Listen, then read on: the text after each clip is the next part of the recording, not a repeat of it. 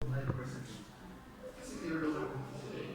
Hindi man mapapakinggan yung songs nila kung wala akong community. Kasi ang mga artist po, bago mapakinggan yung mga songs nila, kailangan po nilang gumastos unang-una sa pagawa ng kanya. Spiritual song.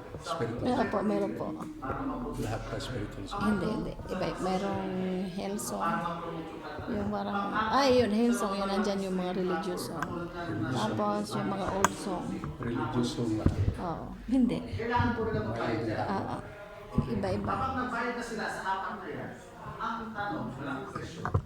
May kasiguraduhan ba pa? Wala ko. 50-50 chance. Swerte mo, sumikat ka online. Baka tulad yung kanta ni Shania, yung Celos. Yung sa social media. Pero yung mga kanta, wala akong kasigurado. Ito po ang mga nag-attend Dito sa ating hub ng Spotify. Yan po si Seo. Napapakinggan nyo yung mga songs. Sa ayaw lang sa linggo, napapakinggan. Kasi kung gusto nyo yung wala kayong magagawa, kundi tapusin nyo yung mga task. Depende po per subscription. Ano po, ma'am, binabayaran tayo ng mga malaking streaming platform. First stream po na na-perform natin. Ano ba? Sila po, di ba ma'am? Ito nga. Yung mga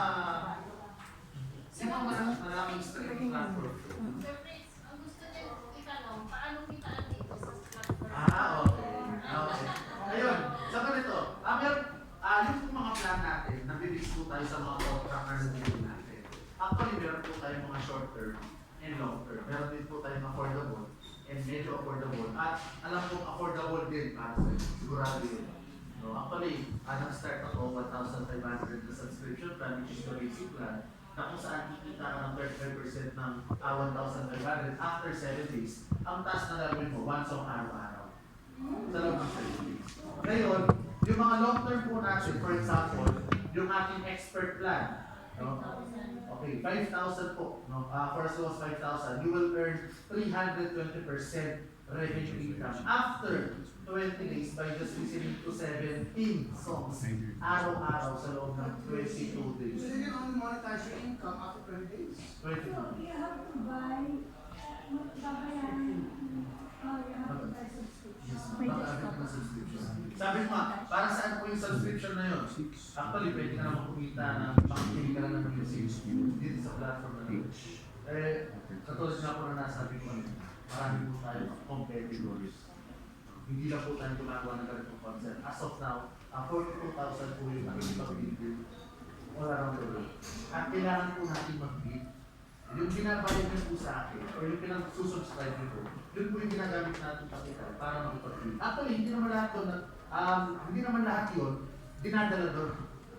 Siyempre, merong part ng subscription po ninyo na dinalagay natin or ini-invest natin sa security ng ating website.